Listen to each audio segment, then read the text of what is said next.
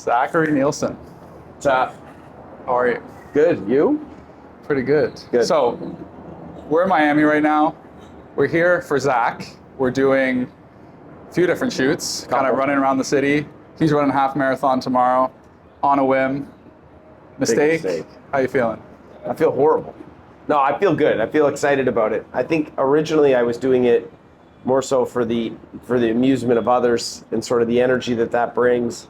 Now that it's time to get serious about it, I'm like, okay, I got to start doing the things that someone would do who's trying to run a half marathon. Fair. Sleep, eat well. I know. Those things. I know. He didn't even come to the pool. He napped. Yes.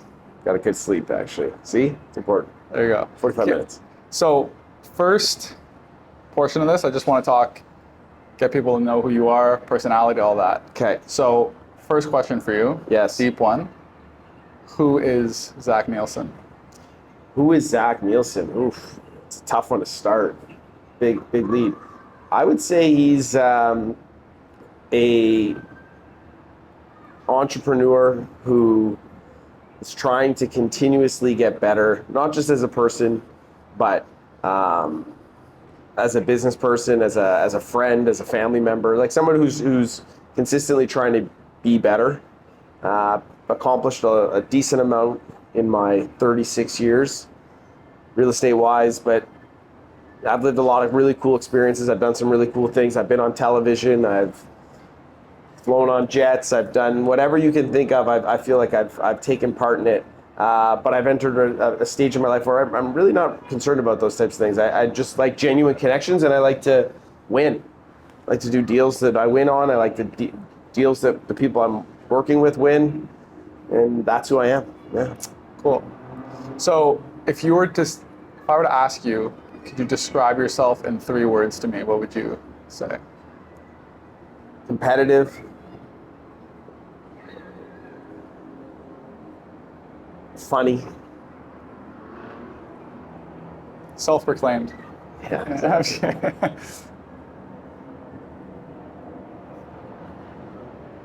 Probably very thoughtful. Thoughtful. Nice. Okay. Now, flip it. If I were to ask the closest people to you, so girlfriend, family members, if they were to choose 3 words, what do you think they'd go for? Probably driven. I would say funny again. I'm sure that they would find me funny. If they don't find me funny, I don't know what they're doing around me. Driven, funny, and probably pretty intense. Intense. Okay, I want to unpack that a little bit. Why Okay. intense? Why would you think they would describe you as intense? I mean, I think a lot of people, when they meet me, see me as constantly doing stuff or on the go. I don't take a lot of time to relax. I've been working on doing a lot more of that, but I think most people would look at me as someone who's just jumping from task to task. I don't really give myself a lot of downtime, so I think you have to be intense to operate that way.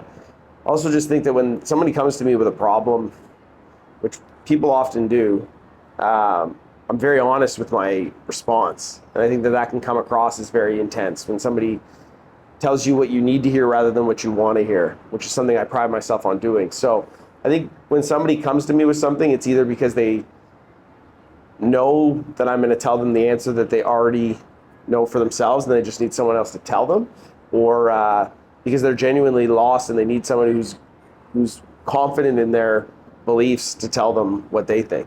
So intense in that sense. So something you said there was you're constantly going at it, like you're jumping task to task, maybe whatever. Something I noticed when I started working with you was there's no downtime. And we all have family members that are like that, right? Who are they just don't stop no matter what it is. Why do you think you're like that? And 2-parter, do you think there was a moment, were you always like that, or was there kind of a switch flipped where you all of a sudden became that person? So I would say that the reason I don't remember a time where I wasn't always on the go. I remember being a kid, and I was athletic, and I loved sports, and I would go to school, and then I would play on one sports team right after school, and then I would go play for another team right after that. I would play 2 sports a day, competitively, and I just loved it. I was always on the go. I also grew up with a house with 6 siblings, so I was the middle of that, and it was a mixed family, it was a blended family, but we operated sort of with that like always on the go. You were either fighting for the extra like slice of pizza, or you were battling to see who was going to get driven to the sport that they needed to versus who was going to have to find a ride. Like, I'm just used to sort of being in the middle of that chaotic environment, and so I think you become accustomed to it, and you think that's how everybody operates. That's really what I thought. It wasn't until I got older and I started to realize, like, oh, there's people that are just like relaxed, like there's normal sort of pace in people's lives, and I've tried to sort of bring in a little bit more of that to my life, but I would say that it's harder than I realized. I think more so than like a moment where it's happened, I think it was more a moment where I realized it doesn't need to happen. It doesn't need to be that way.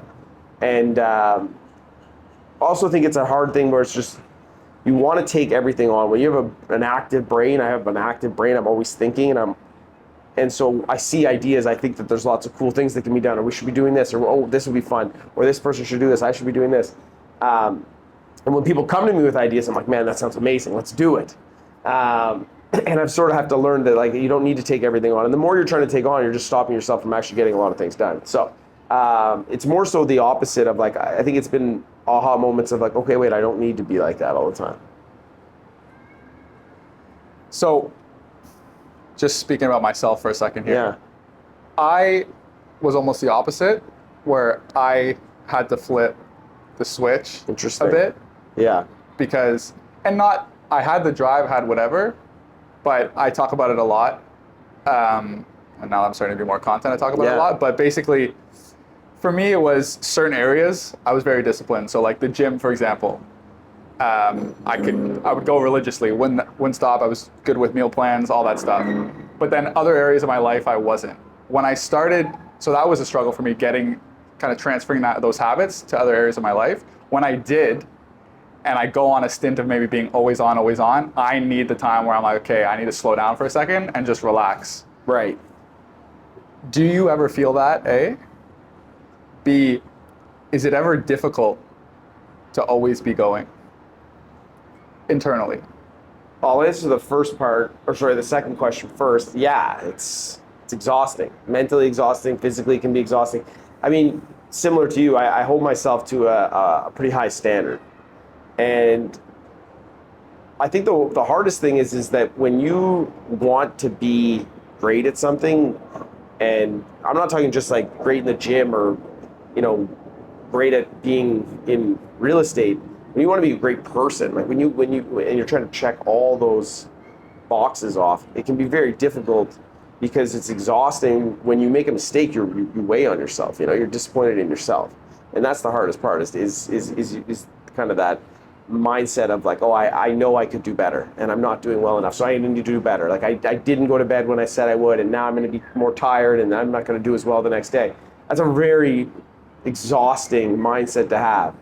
And it's a hard bar to hold yourself to. It's a high bar, it's a hard bar. So that part is exhausting. Regardless, yeah, it's exhausting to always be on. I wish I didn't have to. No, sorry, I've learned to sort of accept that this is who I am.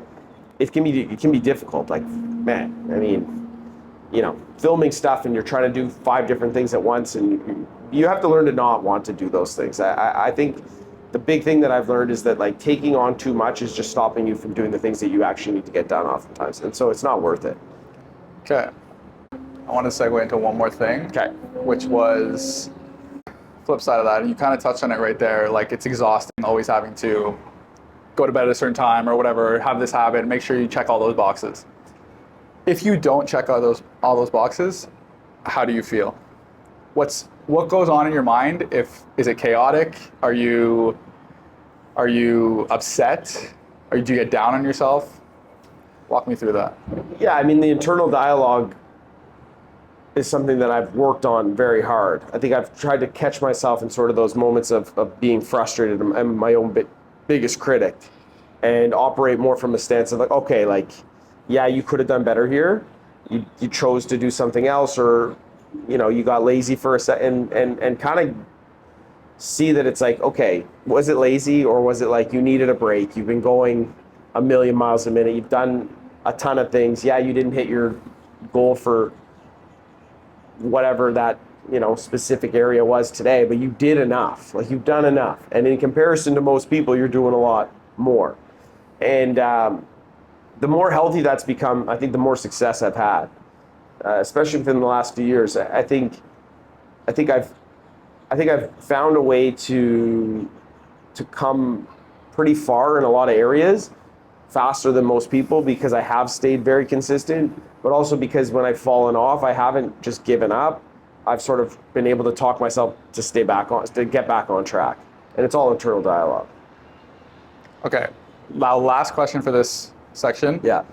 And this is a question I always ask people when I do shoots with people where I'm doing interview style for them. Yeah. It's a question I always ask. Can you pinpoint one of your highest highs, and can you pinpoint one of your lowest lows? You don't have to get too personal. Highest highs, lowest lows. Lowest low probably would have been when I sold the gym. I just think that was an experience where you learn pretty quickly that you don't know a lot. And I think we all have to fail, like, a lot, like in every aspect of life. The more you fail, the more you learn. It just depends on the type of lesson that that you get from it. Some of them can be more expensive or painful than others, but you constantly have to lose. So when I got out of the gym, I think I was just in a phase of my life where I wasn't prepared to accept failure, and I really took it on the chin. I thought it was all me. I was so disappointed in myself, and I just basically had lost myself in so many different aspects of life, because I'd put so much stock into, like, this being successful, and it actually wasn't a complete failure. But again, I think the internal dialogue I had just was like, it wasn't what you said it was going to be. It wasn't as great, and so it was a failure. Maybe didn't meet that expectation. Exactly. Yeah. And so later on, I'm like, okay, wait a second. Actually, like, we did much better than almost everybody else that was in the same field, and our scenario worked out 10 times better in the time and effort I put in work. But at that time, that would have been most likely one of my lowest lows. In terms of my highest highs, I think probably when I received a promotion at Unreserved when I was there. That's a business that I got involved with right away. I was the first person through the doors, and myself and the founder had a tumultuous start. Like, we didn't see eye to eye on things. We had a really hard time communicating with one another. It wasn't a very, I would say, comforting place to go into in the beginning, because I just felt so confused as to, like, what I needed to do or how I needed to do it. But I remember a day when it just felt like we were falling behind on things early, and I just said, I'm going to be the guy who shows up first and leaves last. I think I'm just going to be that guy. If I can just be the guy who outworks everybody and shows work ethic, I think it'll be fine. And I really did commit to that. And I remember that started to build the culture that we had. And I took a lot of pride in that. And I always said, like, I won't ask people at the office to do a job that I wouldn't do myself. So I always would, if we're going to do cold calls, I would start with the cold calls. If we're going to door knock, I would go door knocking. Like, I would do the things that nobody wanted to do. I didn't want to do them either, but I would at least do it for a day or two or whatever it took, so that I would show people, like, look, this is how we're going to do it. We're going to experience it. It's going to suck. And if it works, great. If it doesn't, then it doesn't. Yeah. And I remember getting the promotion and my boss telling me, like, you've earned this. Like, this was yours because you did it. Like, you put the work in. Yeah. And that was a big moment for me. It wasn't a business I ended up staying much longer after that. And there's a lot of things that happened. It was an amazing experience. But I think that was sort of that moment of, like, just put, whatever you do, if you put the work in, it'll all work out. Yeah. Awesome.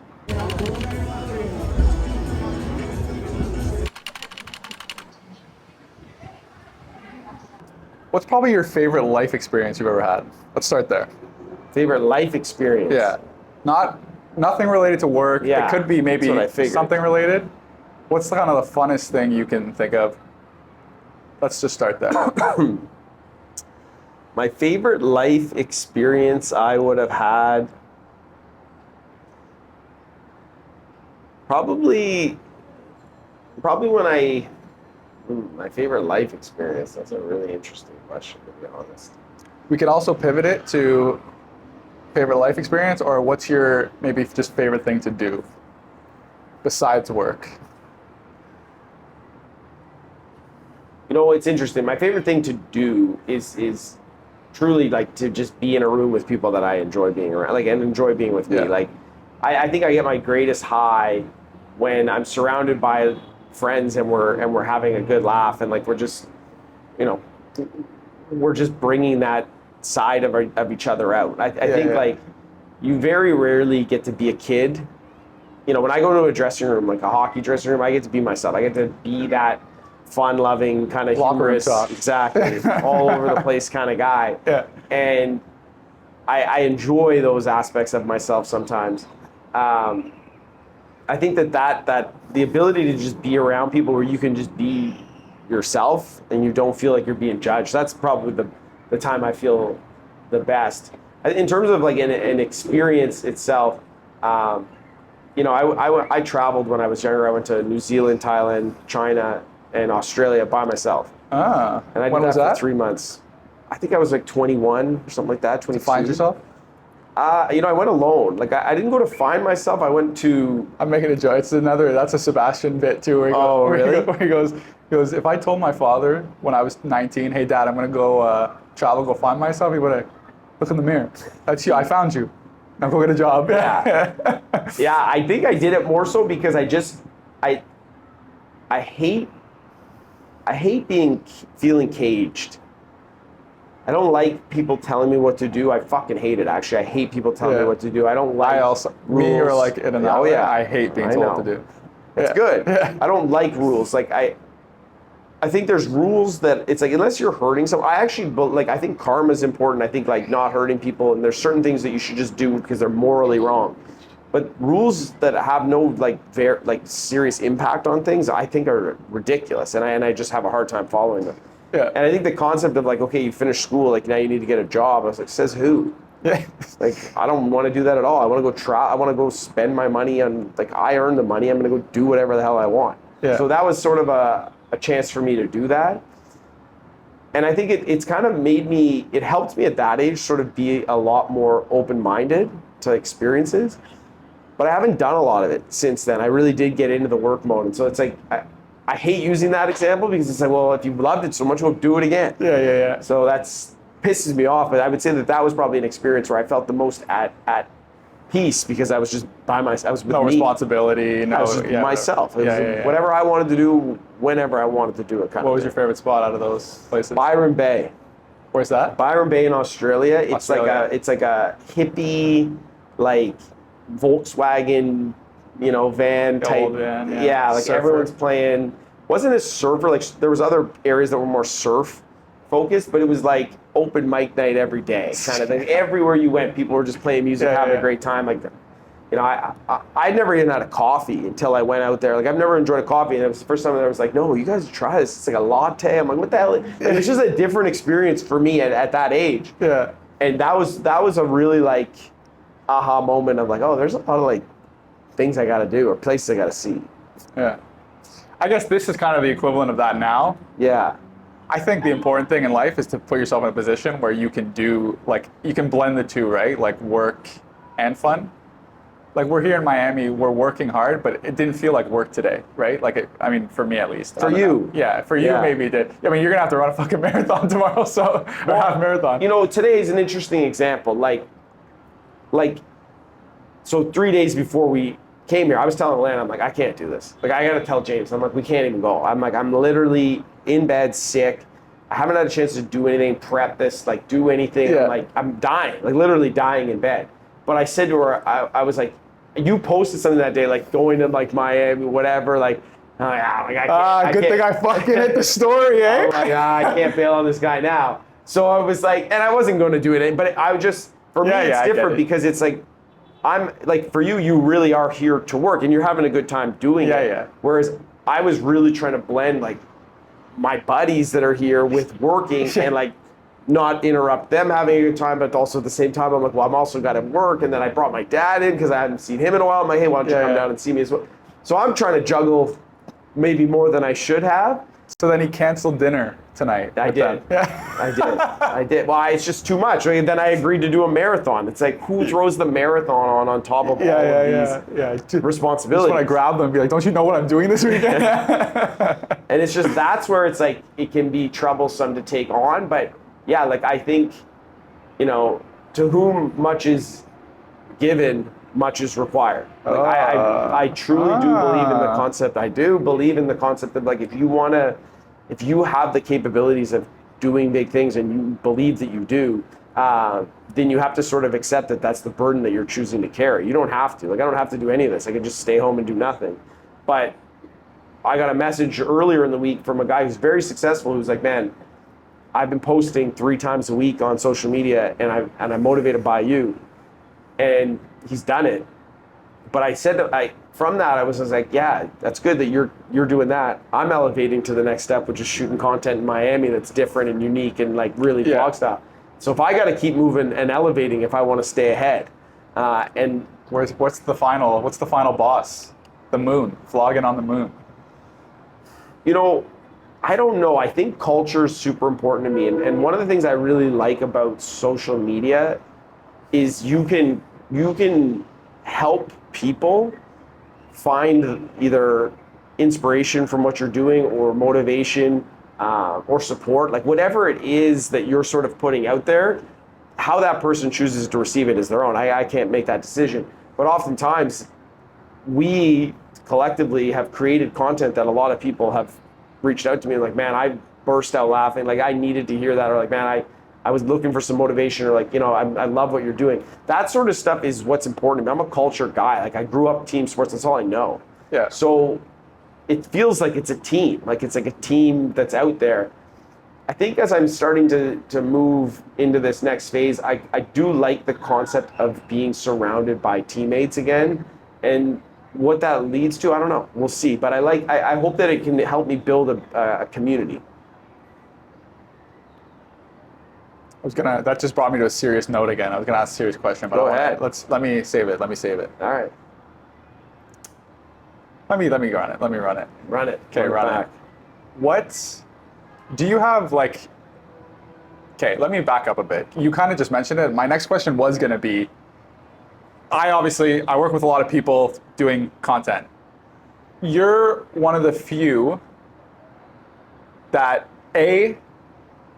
really cares about it, right? Like everyone that I work with, obviously, you have to want to do the content to begin with, right? Like whether they came to me or I was referred to them, whatever it was, it's because they had that initial thing of, hey, I want to start doing social media content because I saw this, whatever the reason is.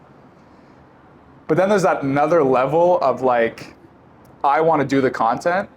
I'm also interested in the content. And then there's the third level, which I think you are, which is full kind of involvement in it and actually like enjoying the whole process of it from ideation to completion. Why? Oh, why? I think, you know, there's a day, I'll give you an example of something where it kind of registered to me, and I don't know why, to be honest, but I know, what I know is like, I just always look at something and I want it to be the best it can be. So if I commit to something, like I'm the one on this camera, right? And so, especially when it's me, I want it to be great. I remember there was a company that I helped with some branding stuff, and they were shooting something in Ottawa. And I walked in and I was like, hey, so what are you guys shooting today? And they made a comment to me about like, oh, we're going to be doing, you know, this like video, like, you know, just I'm hearing it and it's such a shitty idea. Like it was awful. And I'm just like, okay. And I'm hearing it. I'm like, okay, within the next like 3 minutes, I have to come up with a way better, way more creative. In your head, you're saying this. Oh yeah. Like I'm like, all right, think. And I'm like, you know what you guys are going to do? No. Okay, here's how we're going to do. He's going to come in. I'm going to be racing through the aisles. my girlfriend, she's going to be racing through, like she's going to be slowly walking through because like I saw this video, yeah. Yeah, and I came up with this in 3 minutes. Like I was just like, this is how we're going to do it. This is what's going to register. Like we need to do something with some pop. And afterwards, the woman who had asked me to help and to be there was like, yeah, I was just going to do whatever. And not her fault. That's not her world. But I just, in that moment, I was like, well, they were going to be happy if the video was just average. Yeah. Literally, they were okay with an average video. Yeah. I wasn't. Yeah. I'm not okay with an average video because I didn't even have to be in it. That's the thing. But this one, it was like, but I'm involved with the brand in some way, and I don't want people. Yeah. So I think a lot of it is just like when I take something on, I want it to be good. Like it's important to me that we put out the best product. Like it was always important to me when I would hire anybody. Like when I listened to their sales calls or whatever it was, I'm like, you could be better. Like you have to be better than that. Like Yeah. think it through, see it through. You need to say, like, I just think that it's always like sort of striving to be putting out what's best. And yeah, I take pride in it. I love it. I enjoy it. I think being creative is either in your DNA or it's not. And I think everyone has it to some extent, but I don't think enough people are willing to tap into it. I think what we do is show up. Like I show up every single time, and like that's the difference. It's like even when you don't want to be creative, once you get going, everyone says that like go to the gym after 10 minutes you'll wake. It's the same thing. Like there's been days where you're like, man, like just give it to me. And we get there. You find a way to get there. Yeah, I think there's a lot to be said about, and I said this, or I think I just made like a TikTok on it the other day of, like just the importance of showing up. Where it's like, oh, it's like just show up. That's 50% of it. But I think there is something to be said about consistently showing up. Absolutely. And even if you're sick, you just don't want to, whatever. Especially if it's a motivation thing, you need to do it, in my opinion. But like, if you're not feeling up to it or you're a little sick or whatever, I think there's just a huge thing to be said there. 100%. About, and setting the tone for the rest. Because as soon as you drop it once, then it's almost like a game. You've lost the streak, right? 100%. And then it's like the next time you're like, oh, well, I already lost the streak, whatever. I just won't come again, right? And I think that's huge. Okay, 2 more questions. Yeah. Is there some sort of vision that you have for yourself, for your brand, for where you want to go? Is there like a 10-year goal that you have? It's a moving target. I wouldn't say that I have one specific goal in mind. What I have is the idea that I'm recognizing that if I continue on the path that I'm on, I'm eventually going to reach a place where I have full freedom to decide what my day looks like every day, and to choose the types of people that I interact with, to choose the type of business that I'm doing, to choose the type of work that I'm taking on, the projects that I'm involved in, and really all that I think any of us can strive for is that type of freedom. And that's what's important to me. I think I really enjoy what I'm doing right now. I think that there's aspects of anything you do that you don't, but overall I think I'm extremely happy. I think a busy mind for me is a good mind, but I think I've paired it a lot better now with sort of downtime and like spending more quality time with like my girlfriend, or maybe taking on a little bit less, even though this weekend doesn't feel like it. But overall, I think it's just the freedom to think. Yeah. What do you want to do? And if there's a day where you don't want to do anything, to have a mind that's sort of like, yeah, you earned it. Don't do anything then. And I think that's the type of freedom that I'm chasing. And I don't think that can be achieved by sort of saying that I'm going to get 1 million followers or I'm going to have $10 million. I don't think it's I think it's a mindset. And so I think it's task oriented, sort of like if you continue to do the things you are doing and the things you say you're going to do every single day, you will reach that. Yeah. Okay, and last thing. You've obviously lived as if you took the average 36-year-old, you've lived, I would say, above average life. Traveled a lot of places. You've done a multitude of things: real estate, been on TV, multiple different jobs. Best parties, best girls, best jobs. There you go. I did it all. Yeah, there you go. Okay. Any regrets? Any regrets? Yeah, for sure. My biggest regret, I think, is having a bit too much self arrogance. I think, you know, it's a tough thing. I think in a lot of ways I've always sort of maybe not given myself enough credit. Like, as much as I joke around, anyone who knows me knows I'm not actually that cocky. I'm probably more so, like, if anything, I'm a little bit more insecure than I would say cocky. Like, I mean cocky, like, I don't think I'm overly the best at anything. But I think I trusted people maybe too much, because I think, like, oh yeah, okay, I have enough life experience to know that this is a good guy, or this is a good thing, or this. Yeah. And in reality, I think I may have been chasing things that I shouldn't have, or trying to find, I'm trying to find sort of myself or opportunity within those types of spaces that weren't actually the right fit for me, and that weren't the best for me. And I wish I would have listened more. Been a guy who was in the room, and although I have good ideas, I wish I would have maybe taken a role where I learned a little bit more from what I heard, rather than having to experience everything the hard way to figure it out. Thank you. Zach Neilson. Is that good? There you go. Yeah, I love it. All right. Thank you. No worries. I appreciate it, man. Of course.